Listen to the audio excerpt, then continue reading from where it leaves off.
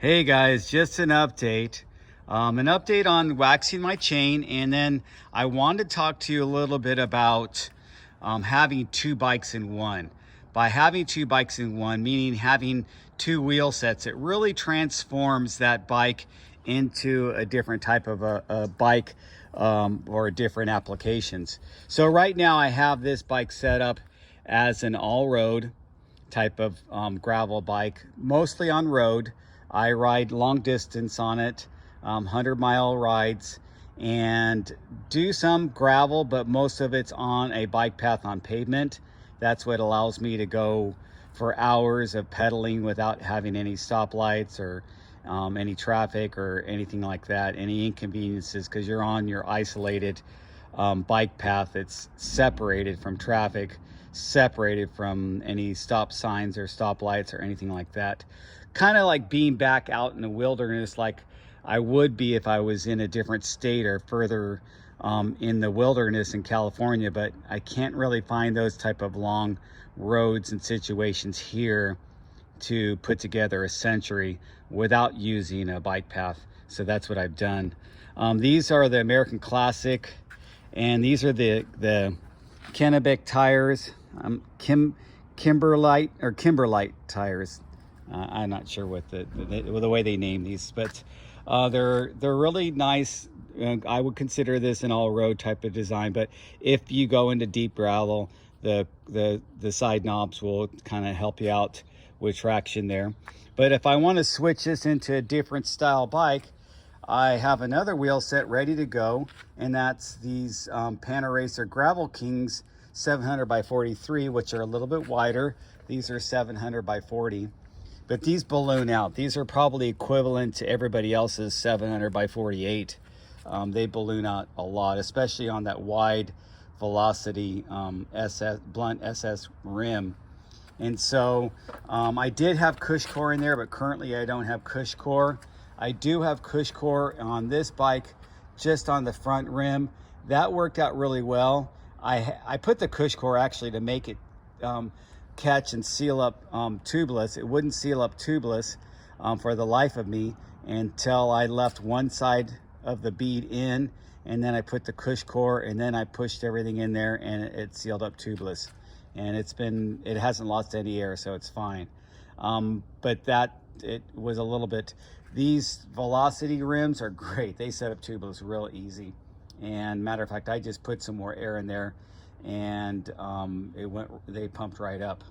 So that makes this gravel bike into a combination. If I want to go into deeper gravel and really go on to single track and stuff, I could put that other wheel set on. But if I wanted to just do smooth roads mostly and bike paths, I can have this wheel set. So it makes dual application for this gravel frame. Now with the Esker Hayduke, this has already been designed to be two bikes in one, to be a 275 plus and to be a 29er. So right now I have the 275 plus set up with this Terravel. That's the Terravel Cumberland, and that's kind of a nice mixed tread design. It's a little bit shaved down in the middle, but has some real bite on the corner knobs.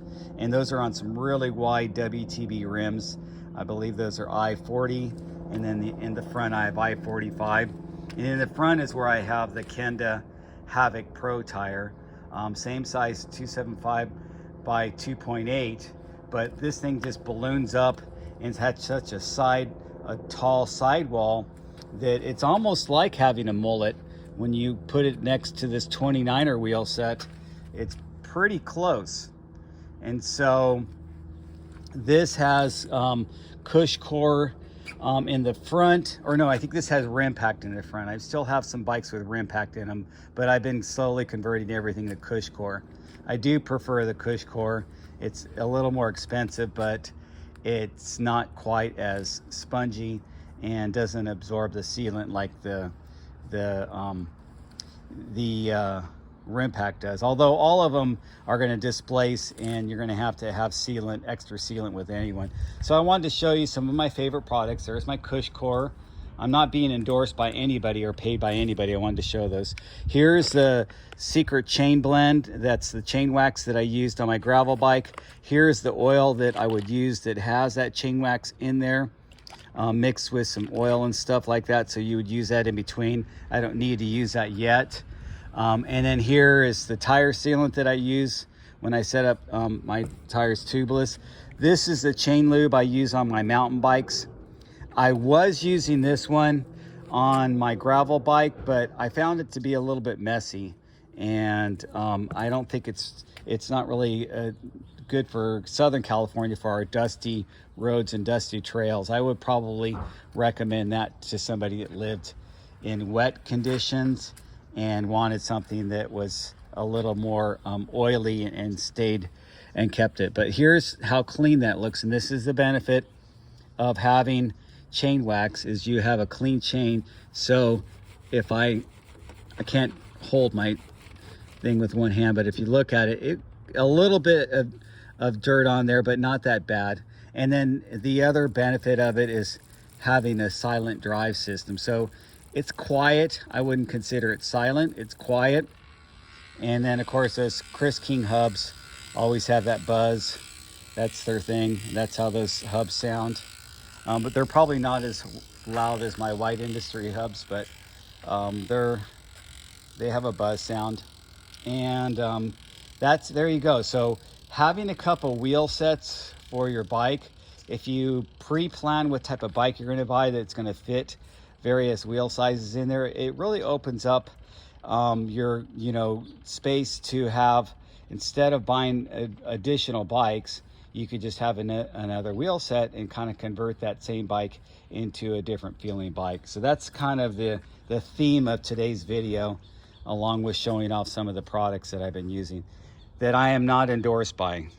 I wish I was. Thanks everyone for watching. Give me a thumbs up. Maybe recommend that Cushcore sponsor me, or Silka sponsors me. That would be great. Talk to you guys later.